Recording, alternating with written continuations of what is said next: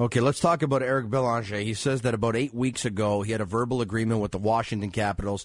He says it was a verbal agreement, and they agreed to it. His agent, Joseph Tacopina, says verbal agreement, and he agreed to it. The Washington Capitals say there was no agreement in place. Does he have a case here, or is he out of luck? Take us through the entire story.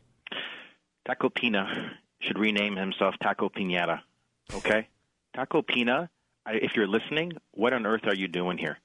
Short answer, Belanger has no chance here. This is, by way of background, this is what happened. Is in the end of July, Tacopina and Belanger went to the Washingtons, and they thought they had a deal with the Capitals, but they didn't sign a contract, nothing in writing.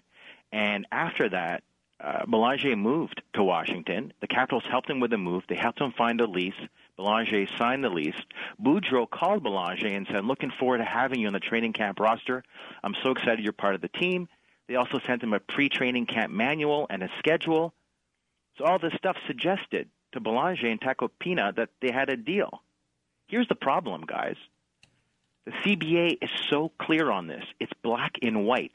The CBA says that you don't have a valid and enforceable contract in any manner whatsoever until it's approved and registered by the NHL. Anything short of that, you don't have a contract. That language is pretty black and white. So Belanger has no contract, which means he has nothing to complain about. Now, I'll say this.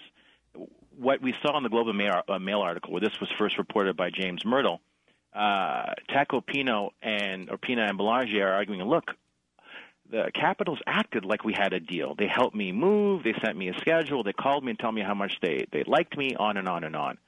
So what they're suggesting is that while there was no written or verbal contract in place, there was something called an implied contract.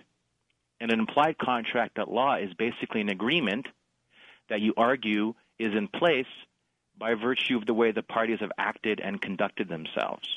All right? So in this case here, Belanger is taking the position the parties acted like we had a deal, so there's an implied contract, and that's enforceable.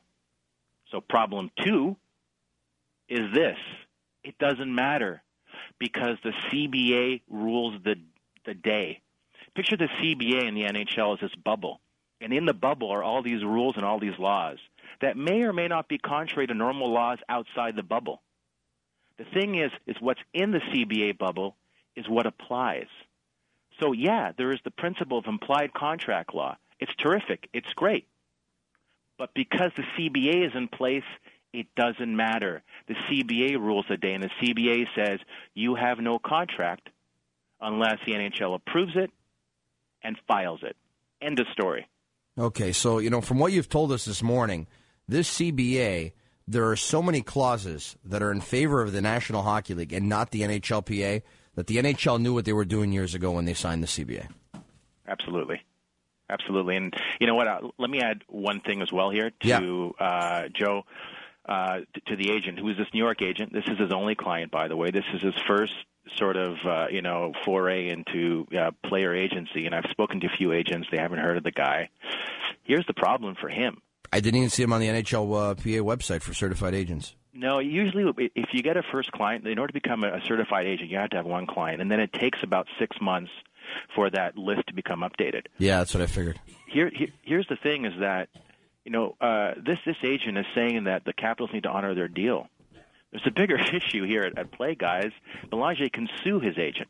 Belanger can sue his agent for being negligent because the rules are really, really clear here. This is black and white. So he needs to worry about Belanger and not about the Capitals. Appreciate you taking the time. Hope to talk to you again in the very near future. Now, you are a former Montrealer. I believe your brother's getting married soon, is he not? He is, yes. You see, you can tell the reporting duties come in handy, huh? Absolutely. Alan with Maria?